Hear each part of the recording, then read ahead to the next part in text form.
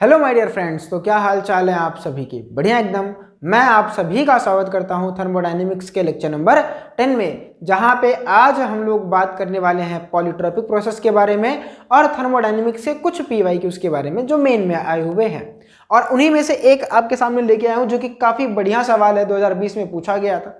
ये एक तरीके से आप कॉन्सेप्ट भी समझ सकते हैं। आपको कॉर्नेट इंजन समझ आया कि नहीं आया, उसका कॉन्सेप्ट समझ आया कि नहीं आया, वो पूरा यहाँ पे आ गया है। सवाल पढ़िए, बोल रहा है an engine operates by taking a monoatomic ideal gas through the cycle shown in figure. The percentage efficiency of engine is. आपसे इंजन की परसेंटेज एफिशिएंसी पूछा है। ठीक, बहुत बढ़िया, कर लेंगे। देखो एफिशिएंसी आप मुझे पता हो क्या होता था कार्नोट साइकिल का, ईटा बराबर वर्क डन, क्या होता था, ईटा बराबर वर्क डन अपॉन में हीट एब्जॉर्ब, यही तो होता था।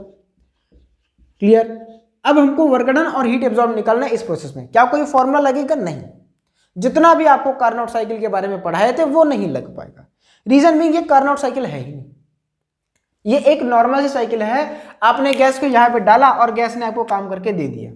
और काम कैसे कर रही है? ऐसे, ए से बी, बी से सी, सी से डी और डी से ए। ठीक, क्लियर? कैसे करेंगे? सामने आपके साथ कॉन्सेप्ट है, प्रोसेस आपको बता चुके हैं। आपको वर्क डन और क्यू एब्जॉर्ब बताना है, हीट एब्जॉर्ब इस प्रोसेस में कितना हुआ है।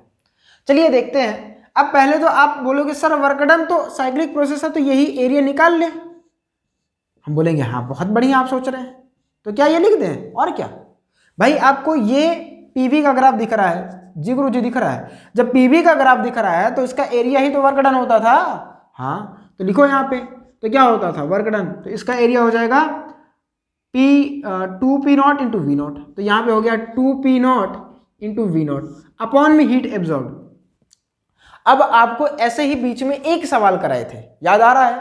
अगर आप बीच में नहीं आए हैं, आप लेक्चर को सीरीज में देखते हुए चले आ रहे हैं और आपने उनकी नोट्स बढ़िया से बना के रिवाइज किया हुआ है, आपको समझ आएगा। बीच में एक जगह मैंने एक चीज़ बताई थी कि भाई कब किस प्रोसेस में, जब आपको एफिशिएंसी बताया था यार, वहीं पे तो एफिशिएंसी जब इंट्रोड्यूस किया था वहीं पे हमने एक सवाल के माध्यम से आपको सिखाया था कि हीट एब्जॉर्ब और हीट रिलीज कैसे पता करते हैं। ऐसे बॉक्सेस बनवाए हुए थे। चलो कर देखते हैं, ए से बी प्रोसेस में हीट रिलीज हुई कि एब्जॉर्ब हुई वो देखते हैं। तुक्का मत लगाना। कैसे देखेंगे? बेसिक्स एकदम से। ए से बी आप मुझे बताओ, ए बी कौन सी प्रोसेस है? तो A B sir volume constant दिख रहा है तो वही है आइसोकोरिक। तो ये आपका कौन सा प्रोसेस हो जाएगा? आइसोकोरिक। ये ए बी आइसोकोरिक हो गया।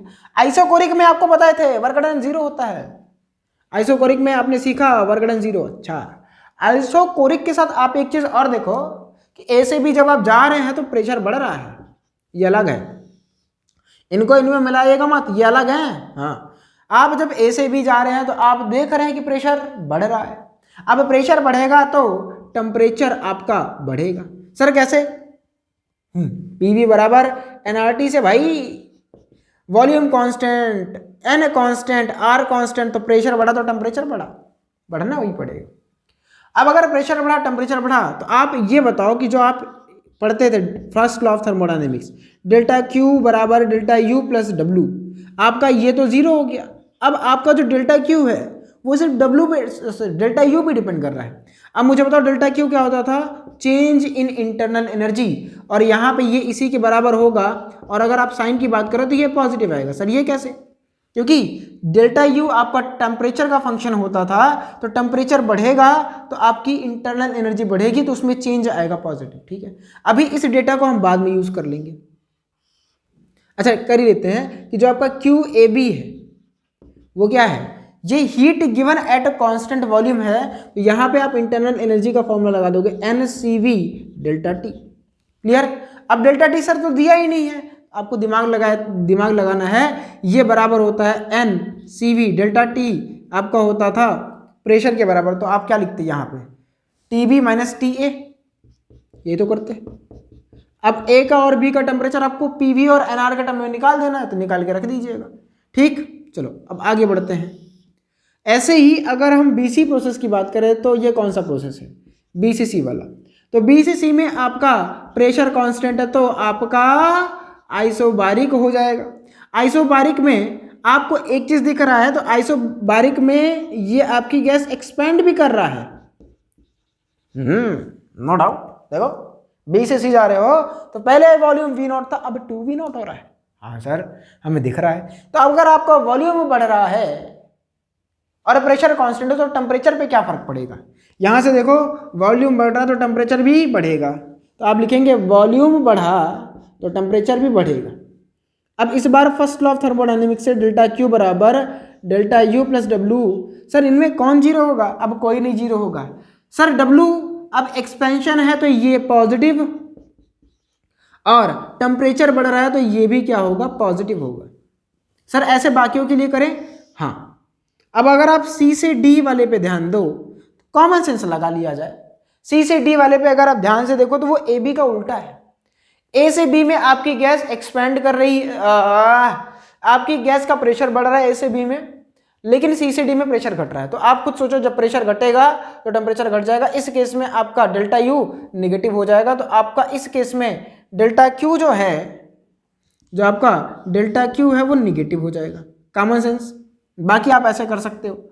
और अगेन कॉमन सेंस लगाएं तो आपका जो डी से ए वाला भी प्रोसेस है ना, वो भी हीट रिलीज वाला प्रोसेस है।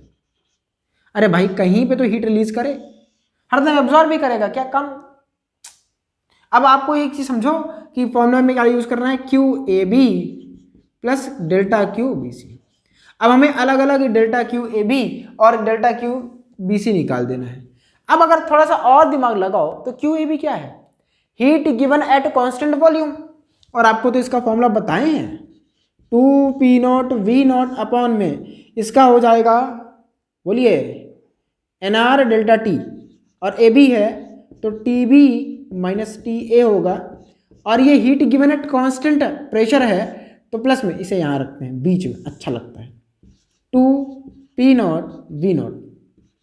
तो ये हो जाएगा nr, इसको आप लिखेंगे temperature at C minus temperature at B. Clear? Done. चलो अब हम क्या करें सर?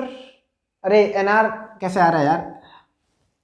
NCV आना चाहिए, गलती कर रहे हैं। रुको, मैं बोल रहा हूँ कुछ और, लिख कुछ और रहा हूँ। रुको रुको रुको रुको, NCV होगा यहाँ पे और NCP होगा। हम तभी बोले nr कहाँ से आ रहा है? देखिए अब आपको क्या करना है सर? अब क्या करना है?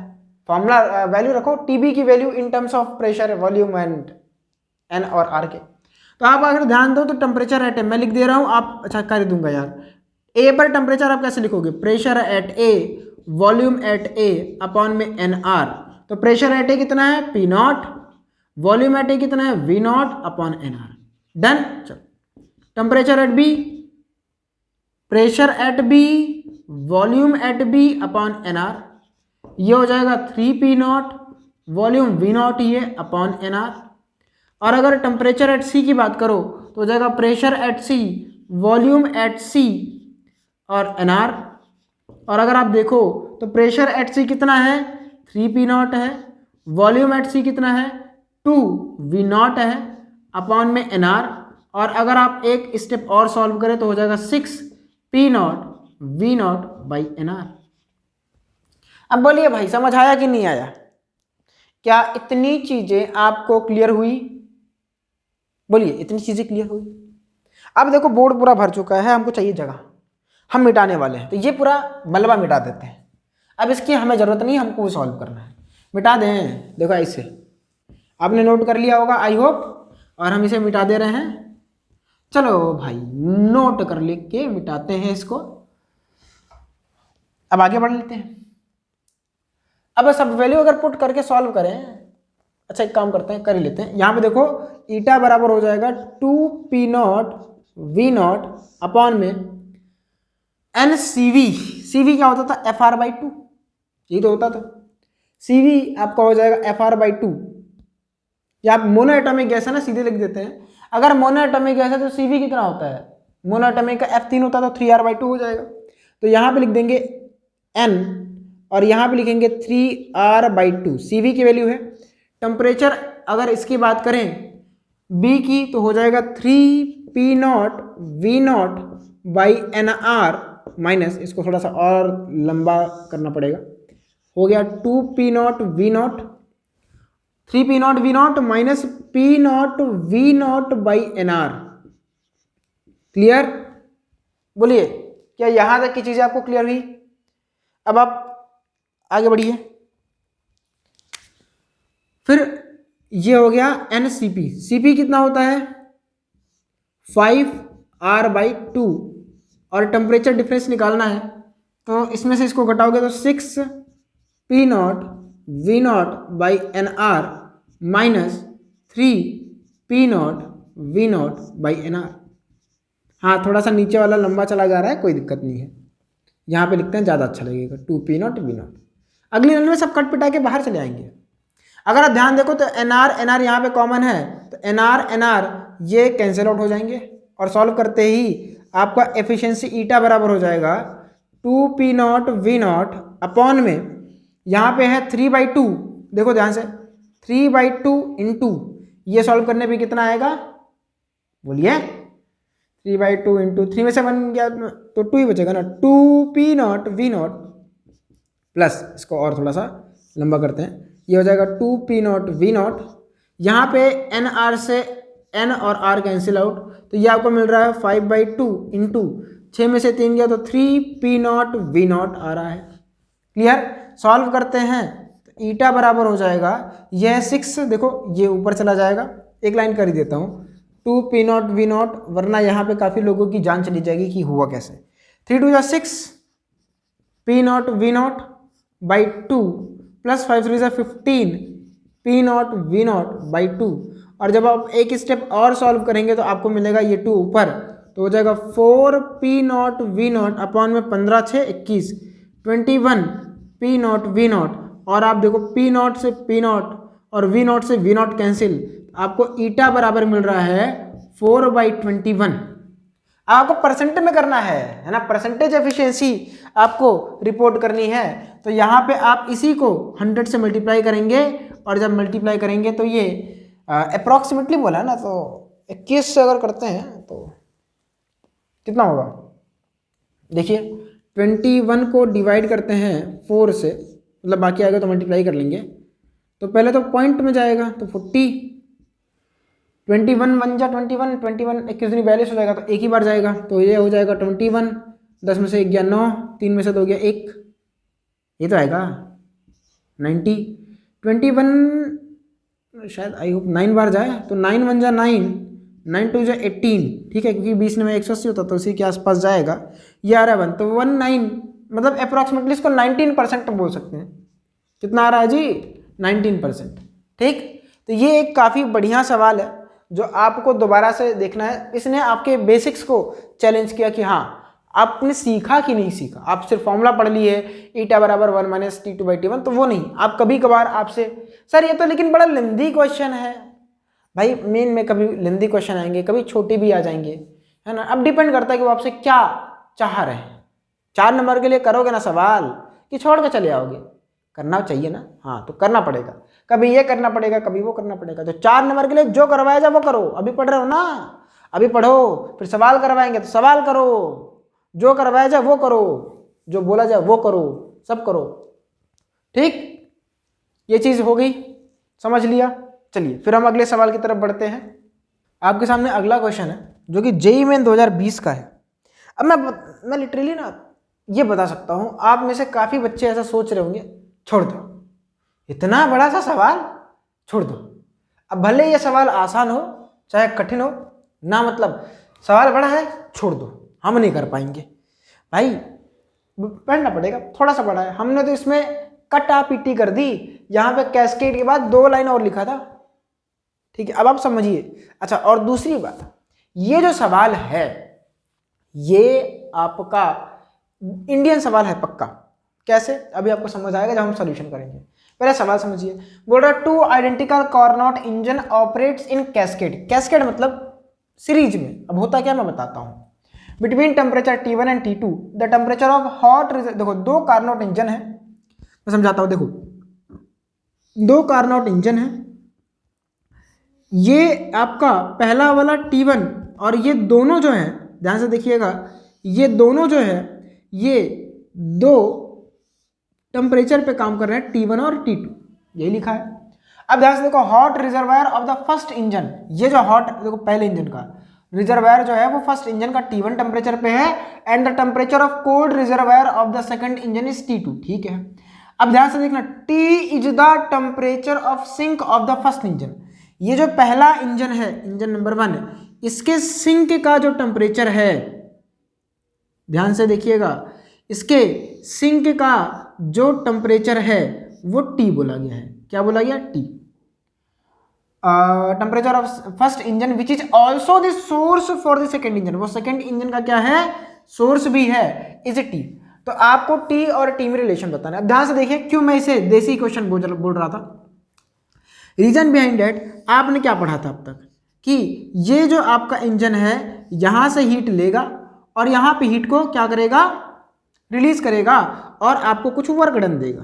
ये तो बोला था कि Q1 हीट को एब्जॉर्ब किया, Q2 हीट रिलीज किया और W वर्क डन कर दिया।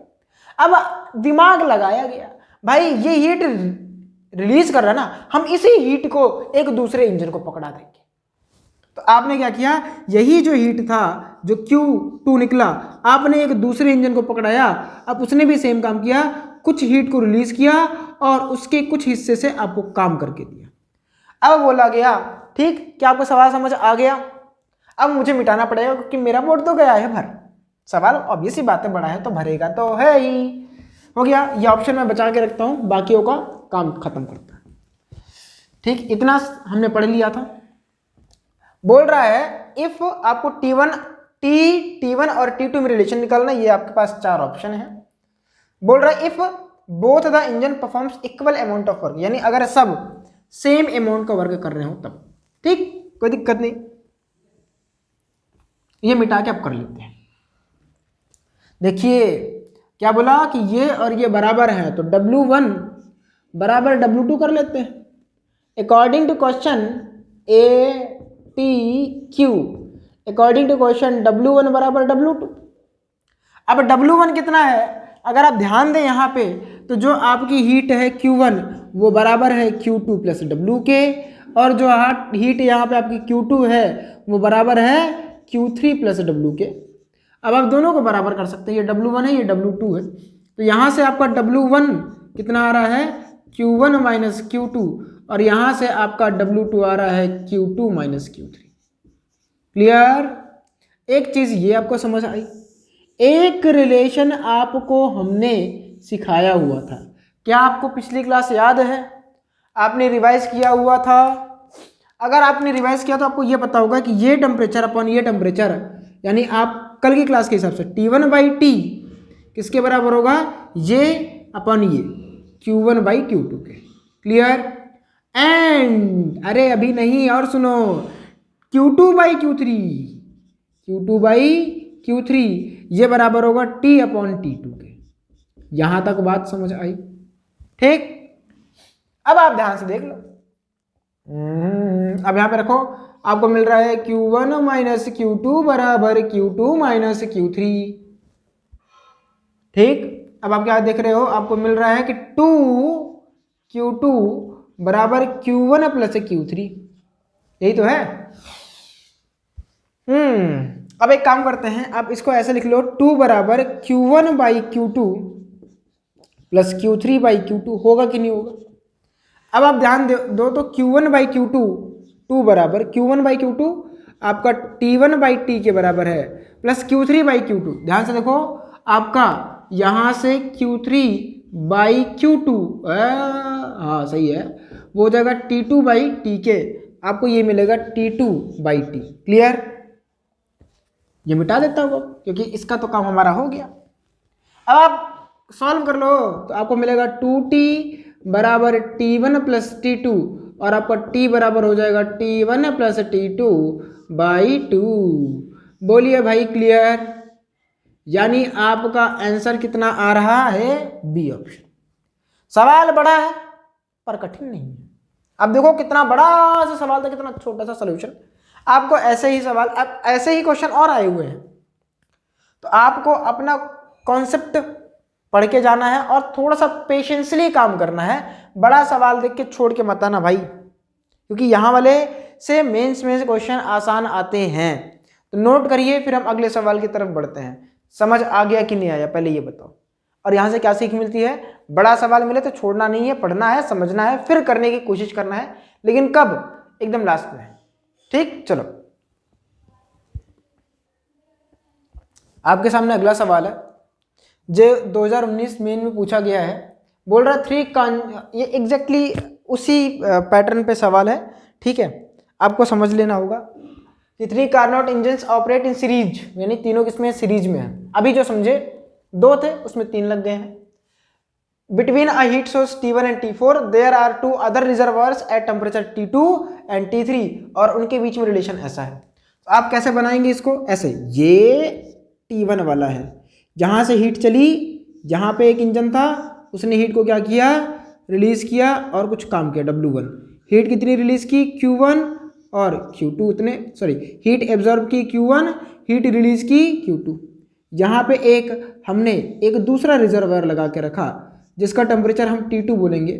यहाँ से जो हीट पास हुई ये तो हीट एब्जॉर्ब करेगा नहीं, तो ये Q2 हीट आगे पास हुई और यहाँ पे आपने एक इंजन 1 के बाद इंजन 2 लगाया, इसने Q2 हीट को एब्जॉर्ब करके कुछ काम किया W2 और Q3 हीट को पास आउट कर दिया और वो Q3 हीट एक सिंक में गई जिसका टेम्परेचर T3 था और वहाँ से वो एक चौथे इंजन पे गई और हीट कितनी गई, Q3, और उससे आपका यहाँ पे चौथे रिजर्वायर में पहुँचा।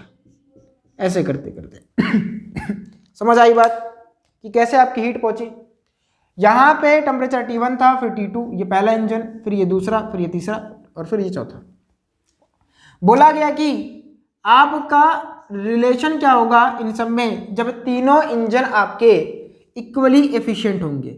इक्वली एफिशिएंट का क्या मतलब होता है कि ईटा बराबर क्या हो सकता है, आप सेम कर सकते हो। ठीक, इक्वली एफिशिएंट। तो ये मिटाता हूं मैं, फिर आगे बात करता हूं। सॉरी फिर से सॉरी। हाँ, खांसते जाइए सर, सारी बोलते जाइए हैं। अब सुनो, यहाँ पे अगर आप ईटा 1 की बात करो तो वो कितना आएगा, 1 माइनस टी, देखो लोअर अपन हायर तो T2 अपॉन T1 हो जाएगा। और अगर ईटा 2 की बात की जाए तो वो कितना हो जाएगा, 1 माइनस T3 अपॉन T2 हो जाएगा।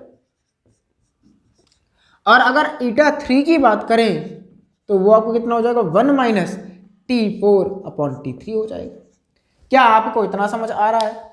अगर आपको इतना समझ आया तो सवाल के हिसाब से ईटा 1 बराबर ईटा 2 बराबर ईटा 3, और जैसे ही आप करेंगे वैसे ही आपको दिखना शुरू हो गया कि ये तो T2 बाई T1 है, ये बराबर T3 बाई T2 के है और यही बराबर है T4 बाई T3 के। क्लियर? अब रिलेशन के हिसाब से देखो तो हमको T2 निकालना है और T2 निकालना है इन टर्म्स ऑफ T1 और T4। अच्छा, तो पहले तो हम यहां से एक चीज देख सकते हैं। पहला रिलेशन हमको मिलेगा T2 का स्क्वायर जो हमको दिख रहा है वो T1 T3 के बराबर है और T3 बोला है तो T3 का स्क्वायर आपका T2 T4 के बराबर है। ठीक, डन। चलो, अब T2 को आपने निकालना किसमें है, T1 और T4 के टर्म्स में, यानी हमको T3 को एलिमिनेट करना है। ये आपका इक्वेशन 1 है, ये आपका इक्वेशन 2 है। तो अगर हम इस इक्वेशन 1 को ध्यान से देखिए, हम क्या कर रहे हैं, स्क्वायर कर रहे हैं इक्वेशन 1 को। आपको मिलेगा T2 की पावर 4 बराबर T1 का स्क्वायर इंटू T3 का स्क्वायर। अब T3 की स्क्वायर की वैल्यू यहाँ पुट करते ही आपको मिलेगा T2 की पावर 4 बराबर T1 स्क्वायर, ये हो जाएगा T2 इंटू T4। और आप देखो तो इस T2 से ये T2 मरा, आपको मिलेगा T2 क्यूब बराबर T1 स्क्वायर इंटू T4, या T2 बराबर आपको मिल रहा है T1 स्क्वायर इंटू T4 की पावर 1/3। Is that clear? समझ आया? तो यहां पे आपका कौन सा ऑप्शन हो जाएगा, एलिमिनेट कर सकता है, तो ये दूसरा हो गया। ऐसे आपको क्या करना है, T3 को T1 और T4 के टर्म्स में निकालना है। आप इसी प्रकार से जब करेंगे, है ना, thus we can say that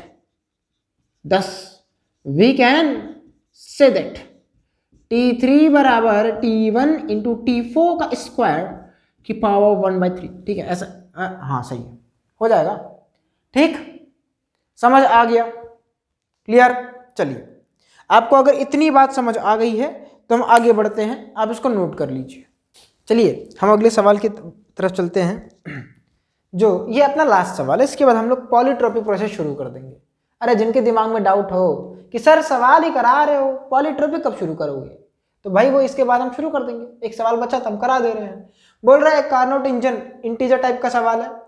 A Carnot engine operates between two reservoirs at temperature 900 Kelvin and 300 Kelvin. The engine performs 1200 joule पर साइकिल, वर्क कर रहा है 1200 जूल। यानी आपका एक इंजन था, इंजन 900 केल्विन से हीट एब्जॉर्ब कर रहा है और 300 केल्विन को ले जाके दे रहा है, सॉरी 300 वाले को दे रहा है, हाँ सही तो बोला। ठीक है, यहां से मान लीजिए Q1 हीट लिया और यहाँ पे Q2 हीट दिया और वर्क किया। ये कितना आया 1200। अब आपको तो पता ही है, सर क्या पता है, पहली चीज कि T2 देखो, ये देखो, ये ध्यान से सुनो, Q1/Q2 ध्यान से देखना, ये 900/300 के बराबर होगा कि नहीं होगा। यानी सॉल्व करेंगे तो Q1/Q2 आपको मिलेगा 3। ये पहली चीज। अरे इतना समझदार हो यार तुम। आपसे पहले बताओ सवाल में क्या पूछ रहा है, Q1 पूछ रहा है कि Q2 पूछ रहा है, बोलिए।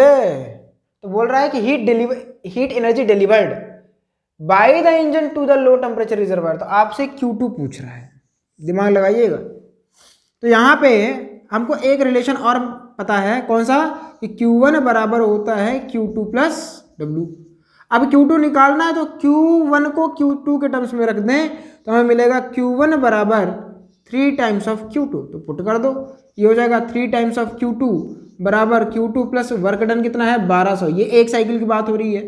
सॉल्व करेंगे तो ये हो जाएगा 2Q2 बराबर 1200 और अगेन एक स्टेप सॉल्व करेंगे तो ये आ रहा है 600। ठीक, अब यहाँ पे आपसे गलती क्या होती है, आप इसे रिपोर्ट करते हो Q1। अभी हमने डायरेक्ट नहीं निकाल दिया ना। अब बच्चा जब कभी कभी निकालता है तो अब देखो यहाँ पे मिसअंडरस्टैंडिंग हो जाती है, ऑप्शन नहीं है होने की वजह से आपको इंटीजर में रिपोर्ट करना होता है। तो ये Q1 होता है जो, वो आप रिपोर्ट कर देते हो और वहीं पे गलती हो जाती है क्योंकि उसने साफ साफ शब्दों में लिखा है कि आपको हीट एनर्जी वो वाली बतानी है जो आप लो टेम्परेचर रिजर्वायर को डिलीवर कर रहे हो। अब बच्चे यहां से कंफ्यूज होते हैं कि सर रिजर्वायर को कितनी हीट दे रहा है, अब वो एब्जॉर्ब वाली बोल देते हैं क्योंकि रिजर्वायर से नॉर्मली क्या पड़ता है कॉन्सेप्ट में कि हीट एब्जॉर्ब कर रहा है, इसे भी आप रिजर्वायर बोल देते हो। हाई टेम्परेचर रिजर्वायर, ये लो टेम्परेचर रिजर्वायर होता है। ठीक है, ये क्या है आपका हाई टेम्परेचर रिजर्वायर और ये आपका लो टेम्परेचर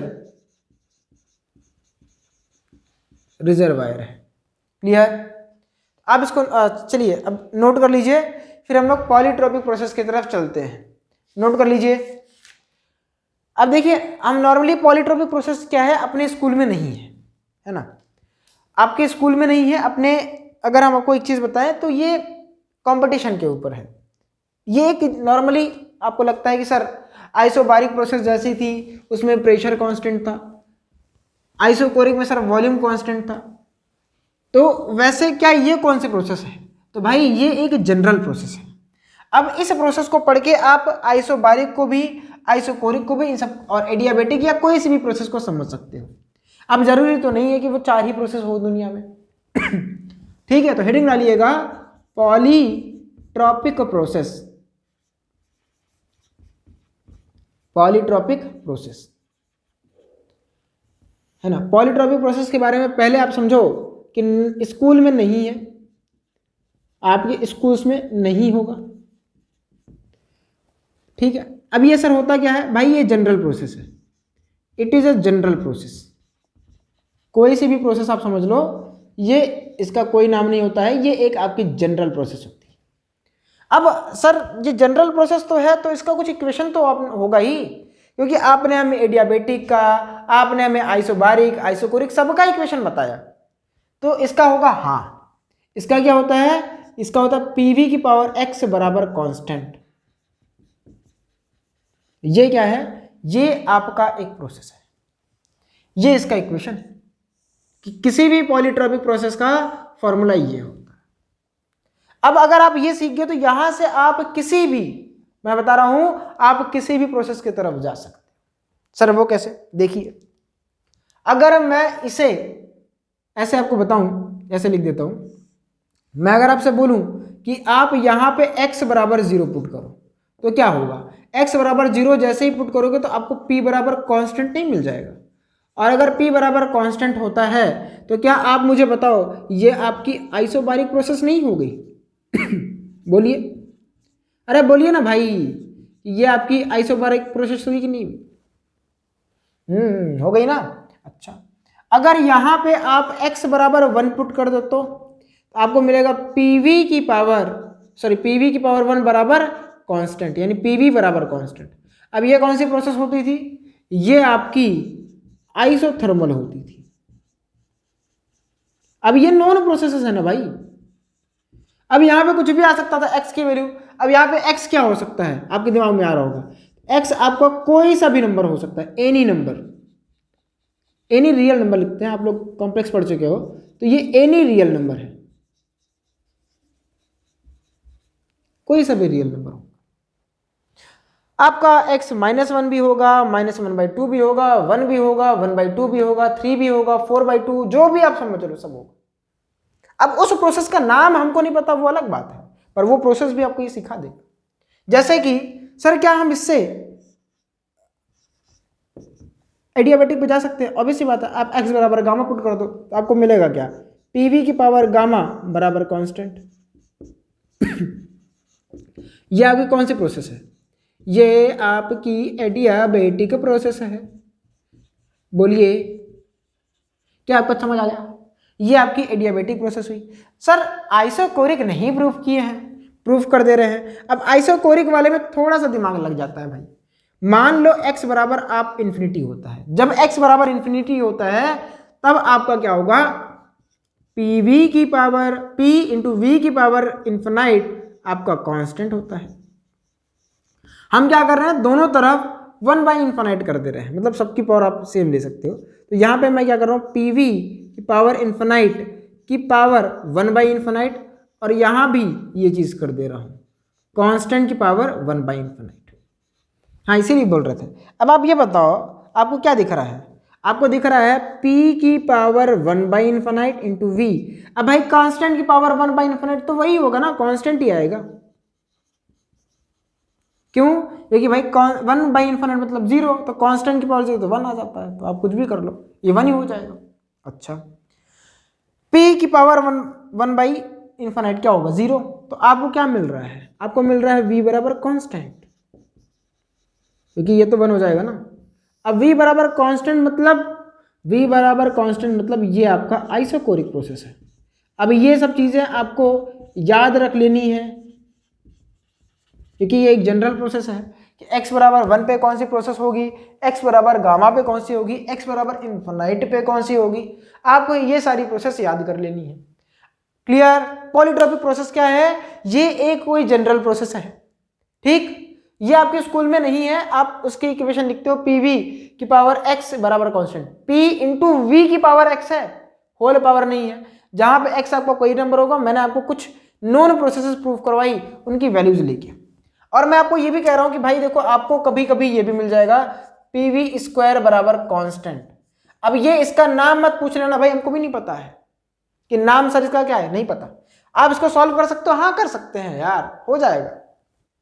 क्या पूछ लेगा तुमसे, इंटरनल एनर्जी पूछेगा, आपसे वर्क डन पूछेगा, तो हम निकाल देंगे ना।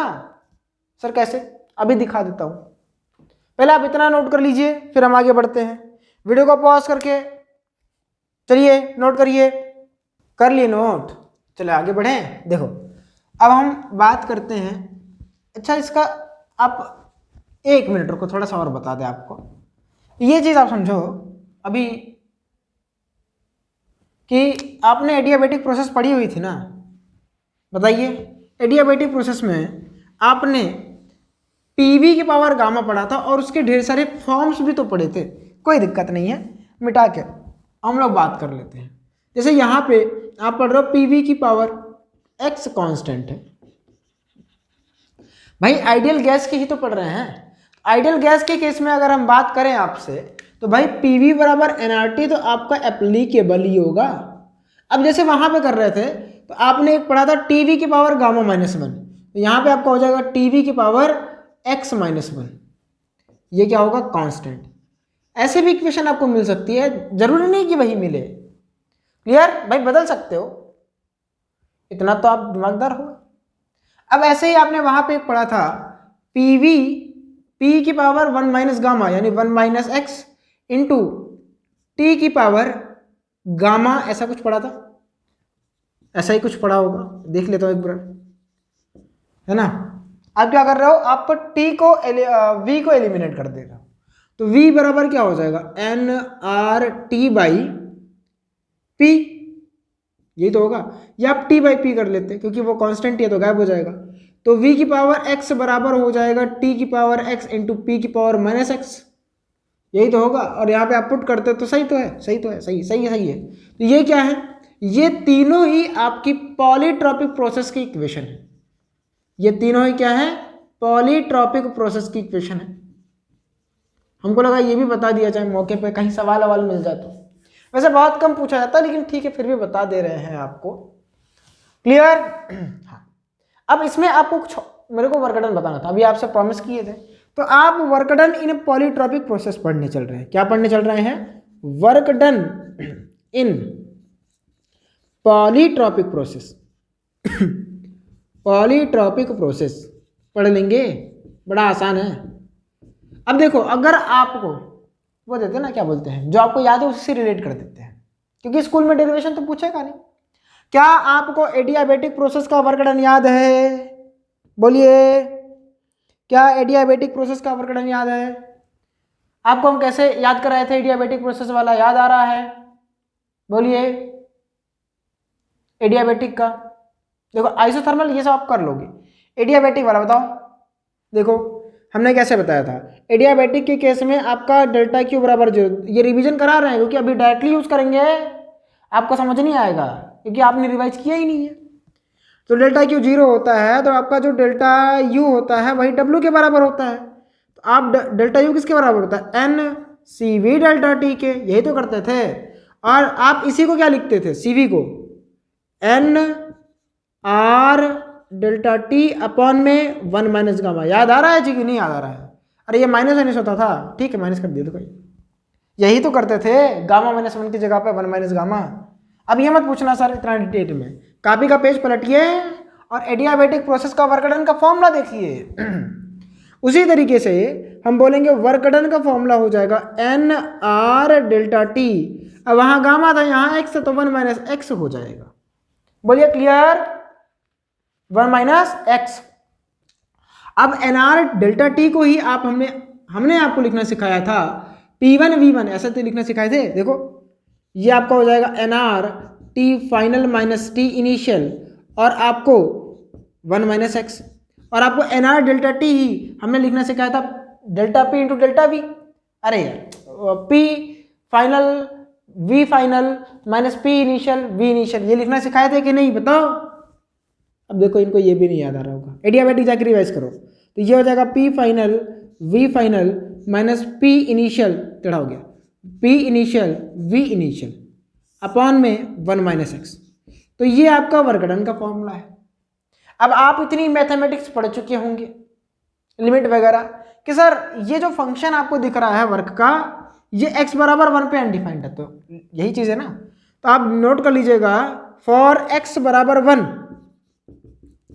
This formula is not valid, this formula is not valid, invalid है भाई, इनवैलिड,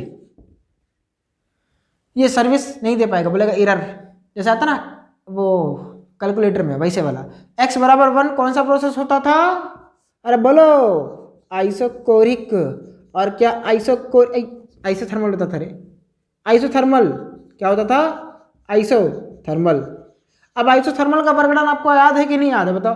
W बराबर निकलवाए थे 2.303 nRT log V2/V1।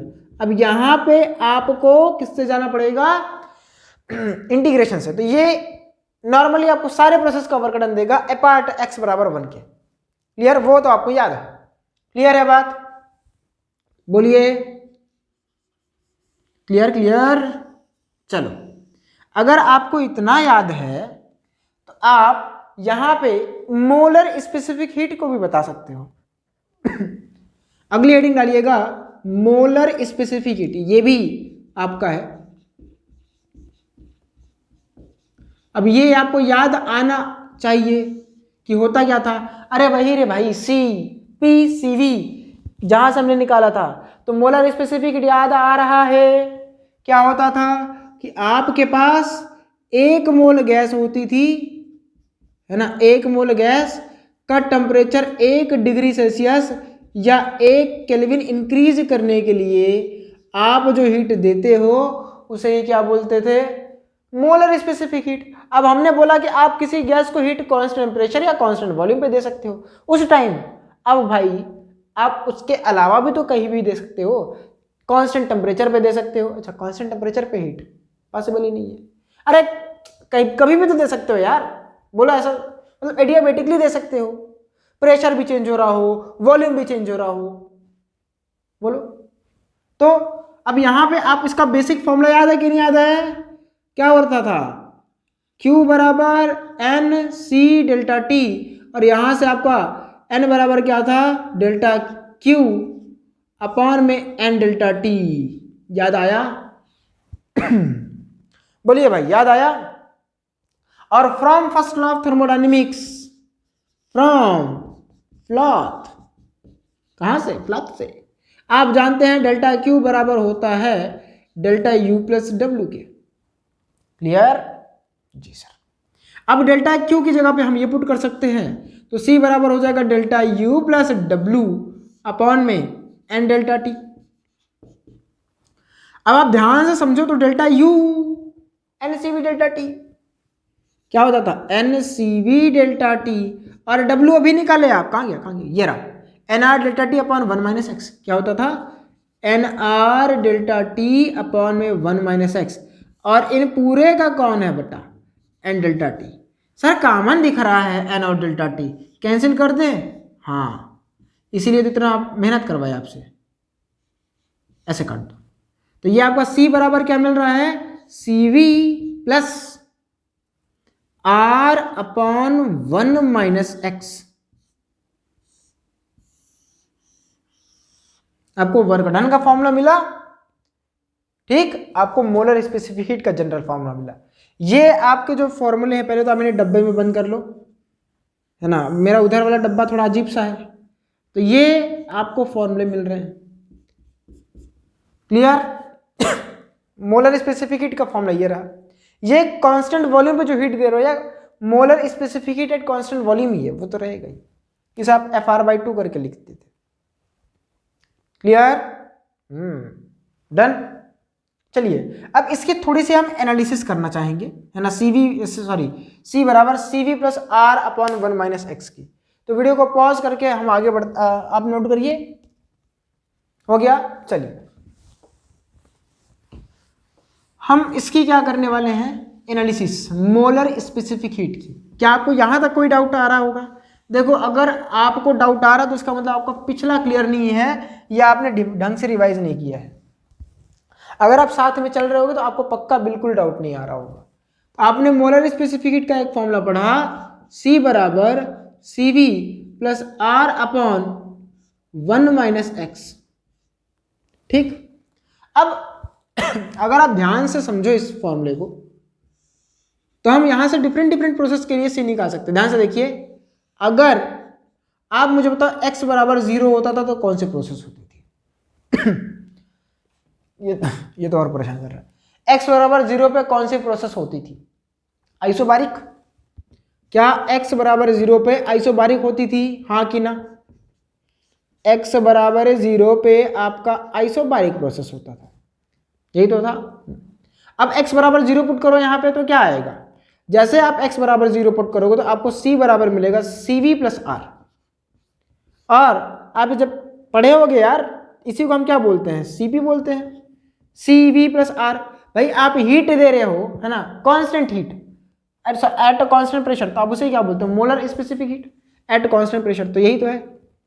और इसी को आप CV बोलते थे, CV प्लस आर। और अगर आपको याद हो तो CP माइनस CV बराबर आर, ये आपका मेयर रिलेशंस हुआ करता था, याद आया। अच्छा, अगर हम और बात करें x बराबर इन्फिनाइट पे x बराबर इन्फिनाइट पे कौन सी प्रोसेस थी, आइसोकोरिक, आपका वॉल्यूम कांस्टेंट होता था। आप पुट करो यहाँ पे तो CV plus R upon 1 minus infinite, तो ये आपका इन्फिनाइट आएगा, तो आर अपॉन इन्फिनाइट मतलब 0, आपका C बराबर क्या आ रहा है, CP, molar specific heat at constant volume. और कौन सी आपने प्रोसेस पढ़ी हुई थी, बोलिए सर, और कौन सी पढ़े थे, याद ही नहीं आ रहा है सर। x बराबर 0 पढ़े थे, अरे वो तो कर लिया ना यार। x बराबर आप 1 पढ़े थे x बराबर 1 पे आपका आइसोथर्मल होता था, याद है। आइसोथर्मल में आपका ये हो जाएगा C बराबर, बताओ कितना, इन्फिनाइट, क्या हो जाएगा, C बराबर इन्फिनाइट। सर ये क्या कह रहा है, सर ये समझ आया, ये समझ आया, पर ये नहीं आ रहा है। C बराबर इन्फिनाइट का क्या मतलब है कि सर कोई एक बॉडी है जिसका मोलर स्पेसिफिक हीट इन्फिनाइट है। हाँ, अब आप ध्यान से सुनो, मोलर स्पेसिफिक होता क्या था, अगर आप डेफिनेशन से चलो तो आपको समझ आएगा। मोलर स्पेसिफिक हीट वो हीट होती थी जो 1 मोल गैस को हम देते थे उसका टेम्परेचर 1 डिग्री सेल्सियस बढ़ाने में। यानी अगर आपके पास कोई एक गैस है और उसका C इन्फिनाइट है, इसका मतलब उस गैस के 1 मोल का टेम्परेचर आपको 1 डिग्री सेल्सियस बढ़ाने में कितनी हीट देनी पड़ेगी, इन्फिनाइट। इसका मतलब सर कभी बढ़ेगा ही नहीं। वही तो आइसोथर्मल कौन सी प्रोसेस होती थी जिसमें टेम्परेचर आप कांस्टेंट करते थे, समझे, कि कितनी भी हीट दे दो, कितनी भी हीट दे दो, फेंकते रहो फेंकते रहो फेंकते रहो, वो अपना टेम्परेचर बढ़ाएगा ही नहीं, बिल्कुल तुम्हारे समान ढीठ। कितना भी तुमको पढ़ने के लिए बोल दे, कितना भी बोल दे पढ़ने के लिए, सर हम नहीं पढ़ेंगे। कितना भी तुमको सुधरने के लिए बोल दे, कितना भी, हम नहीं सुधरेंगे। सेम चीज इसके साथ है, कितना भी हीट इसको पकड़ा दो, कितना भी हीट पकड़ा दो, हम टेम्परेचर नहीं बढ़ाएंगे जी। C बराबर इन्फिनाइट है हमारा, क्लियर बात। आइसोकोरिक ये सब अगर आप ध्यान से समझिए। और एक 4 प्रोसेस और था ना, एक और बचा है। अगर यही आपका x बराबर गामा हो जाए तो क्या होता है, x बराबर गामा हो जाए तो C आपका, सॉरी पहले तो एडियाबेटिक होता है, क्या होता है, एडियाबेटिक होता है ना जी। हाँ, एडियाबेटिक प्रोसेस की अगर बात करें तो C बराबर क्या आ रहा है, C बराबर CV plus R upon 1 minus gamma. और अगर आपको ध्यान हो तो CV का फॉर्मूला आपने क्या पढ़ा था, CV का formula R upon gamma minus 1 plus R upon 1 minus gamma. तो इसको आप ऐसे लिख सकते हैं, बताइए क्या आपका C 0 आ रहा है। अब C 0 तो आपने अभी पढ़ा था Q बराबर क्या होता है, NC डेल्टा T, आपका डेल्टा Q भी क्या हो जाएगा, 0। और आपने यही तो पढ़ा था एडियाबेटिक प्रोसेस में कि उसका डेल्टा Q 0 होता है। तो क्या आपकी सारी चीजें जो आपने पढ़ी थी यहां से प्रूफ नहीं हो रही हैं, बोलिए, अरे बोलिए, प्रूफ हो रही है ना। तो आपको ये चीजें, ये आपका पॉलीट्रोपिक प्रोसेस है, इसकी थ्योरी यही है, यही इसकी थ्योरी है। अब इसमें आपको लिखना यही सब चीजें, ये हमने आपको पूरा फ्लो चार्ट दिया है, आइसोबारिक, आइसोकोरिक, आइसोथर्मल, एडियाबेटिक, सबका हमने आपको चार्ट प्रोवाइड करा के दे दिया है, क्लियर। इसका आप समझ लीजिएगा, इसका मतलब भी लिख लीजिएगा कि ये भैया इनफाइनाइट हीट एब्जॉर्ब करेगा, ठीक है, और मतलब अपना टेम्परेचर 1 डिग्री सेल्सियस बढ़ाने में। या आप इसका उल्टा बोल सकते हो कि ये हीट एब्जॉर्ब करता रहेगा पर अपना टेम्परेचर नहीं बढ़ाएगा, समझे। चलो आगे बढ़ते हैं, एक सवाल कर लेते हैं इसके ऊपर, ठीक, चलिए इसको नोट कर लीजिए, हम मिटा देते हैं और एक सवाल करते हैं इसके ऊपर। नॉर्मल जनरल से सवाल, बहुत आसान सा सवाल आता है, लेकिन अगर आपको पता होगा तभी आसान लगेगा, नहीं तो आप छोड़ के चले आएंगे। एग्जाम्पल, कोई से भी आप इक्वेशन बना सकते हैं अपने हिसाब से, ठीक है, कोई से भी। हम बना दे रहे हैं पीवी क्यूब बराबर कांस्टेंट है, ठीक है। अब आपसे सिंपली हम कुछ भी पूछ सकते हैं, आपसे हम डेल्टा क्यू पूछ सकते हैं, डेल्टा यू पूछ सकते हैं, डब्ल्यू पूछ सकते हैं, आपसे तीनों चीजें पूछ सकते हैं ठीक है। अब इसके लिए कुछ डेटा हम आपको दे रहे हैं कि भाई जो आप गैस ले रहे हो, पहली बात तो वो मोनो एटॉमिक है, पहली बात क्या है, मोनो एटॉमिक।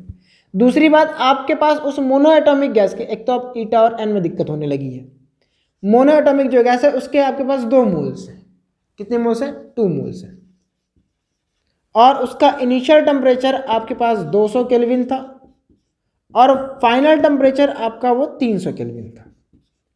आपको फाइंड करना है, फाइंड डेल्टा क्यू, दूसरा डब्ल्यू, तीसरा डेल्टा क्यू। कर लेंगे, सब समझ में आया है तो आप कर ले जाएंगे, और अगर कुछ नहीं समझ आया है तो कुछ नहीं कर पाएंगे, ये भी बात है। चलिए तो पहले हम डेल्टा यू निकालते हैं। तो डेल्टा यू भाई कोई सी भी प्रोसेस हो, आपका फॉर्मूला हमेशा NCV डेल्टा टी होगा, और अब यहाँ पे आप पुट कर सकते हैं NFR/2 इंटू डेल्टा टी, या तो आप ये पुट कर सकते हैं, या तो आप गामा वाला यूज कर सकते हैं, R/1 माइनस गामा ठीक है। यहाँ पे आपका CV ये थोड़ी ना होगा, FR/2। अब आप यहाँ पे आप क्या यूज करेंगे, NR delta T, delta T मतलब ठीक है कोई दिक्कत नहीं है, अभी पुट कर लेंगे NR डेल्टा टी अपॉन में 1 माइनस गामा एक्स होता था, 1 माइनस एक्स, और आपका यहाँ पे ये होता था ना, कंफ्यूज्ड नहीं रहे, ये थोड़ी ना होता था, एक्स माइनस 1 होता था, यही होता था ना, हाँ यही होगा, ठीक है।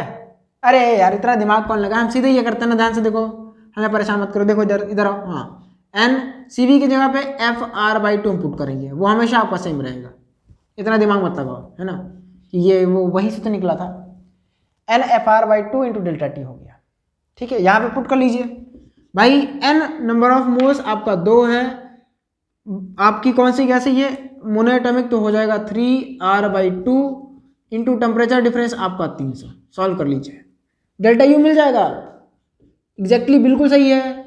अब भाई डिफरेंट प्रोसेस से जा सकते थे। डब्लू, सर डब्लू कैसे निकालेंगे, अरे डब्लू का फॉर्मूला अभी तो बताया था भाई, हाँ उसी में तो कन्फ्यूज हुए थे, NR डेल्टा टी अपॉन में बोलिए 1 माइनस एक्स। अब यहाँ से आप सॉल्व कर लीजिए, N की वैल्यू 2 है, R की वैल्यू आपको पता ही है, डेल्टा टी आपका 300 केल्विन है, 100 है रे, क्या बोले जा रहा हूँ, 100 है भाई, 100 गलती हो गई, गलती भारी मिस्टेक हो गया भाई। और x ध्यान से देखो तो यहाँ पे x आपका 3 है, तो यहाँ पे हो जाएगा 1 माइनस 3, सॉल्व करेंगे तो 2R इंटू 100 अपॉन में -2 आएगा, सॉल्व करेंगे तो आ रहा है -100R, यहाँ पे कितना आ रहा है, यहाँ पे तो 3R आ रहा है, ठीक है, अरे 300R हाँ हो जाती है भाई थोड़ी बहुत गलतियाँ। डेल्टा क्यू क्या होता था भाई, कोई सी भी प्रोसेस हो, डेल्टा यू प्लस डब्ल्यू तो अप्लाइड ही होगा ना, तो कितना हो जाएगा 300R माइनस 100R, और ये आपका हो जाएगा 200R। एक तो ये प्रोसेस आप कर सकते थे, है ना, एक तो यहाँ से कर सकते थे, दूसरा वाला मेथड, अरे यार यही सेम चीज़ है, आप दोनों की वैल्यू रखोगे तो आपको सेम ही मिलेगा, है ना, आप डेल्टा क्यू का फॉर्मूला यूज़ करोगे, क्लियर।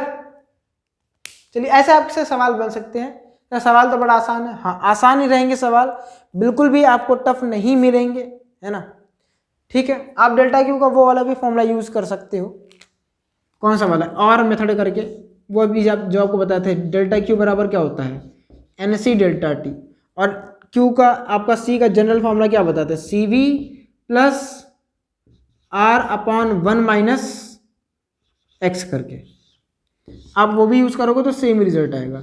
डेल्टा क्यू बराबर एन, मैं मार्कर चेंज कर लूँ, डेल्टा क्यू बराबर आपका हो जाएगा एन, सी की जगह पे आप पुट कर लोगे C V plus R into 1 minus X into delta T. आप वैल्यू पुट करो, एन की जगह पे 2, सी वी आपका वही है 3r/2 प्लस आर इंटू ये हो जाएगा -2 1 माइनस 3 इंटू आपका ये आपका 100 ही आएगा। ठीक, सॉल्व करते हैं तो ये आपका देखो ये माइनस ऊपर चला जाएगा तो 3 में से 1 गया तो r, तो हो जाएगा 2r इंटू 100। सॉल्व कर रहे हैं तो 200r ही आ रहा है। ठीक, क्लियर, यहां से भी देखो 200r आ रहा था, यहां से भी आ रहा है। सेम ही मेथड अगर आप अंदर मल्टीप्लाई करोगे तो आपको NCV delta T plus NR delta T upon 1 minus X दोनों ही तो मिल रहा है समीशन, क्योंकि हम तो अल्टीमेटली वहीं से तो निकाले हैं फॉर्मूला। बोलिए, जब आपको डेरिवेशन कराया था कहाँ गया डेल्टा क्यू का, तो वहीं से तो निकाले थे। क्लियर है बात, क्लियर। चलिए, अगर आप आज यहाँ पे आपका एक और चैप्टर जिसका नाम है थर्मोडायनेमिक्स वो खत्म हो रहा है। नेक्स्ट हम लोग शुरुआत करने वाले हैं थर्मोडायनेमिक्स के बाद अपना सिंपल हार्मोनिक मोशन चैप्टर, यानी ऑसिलेशन एंड एसएचएम करके दिया रहता है, पर हमको डिटेल में अपने को एसएचएम पढ़ना होता है। ठीक, तो फिर मिलते हैं नेक्स्ट लेक्चर में एसएचएम के साथ। तब तक के लिए पढ़ते रहिए। All the very best, bye bye.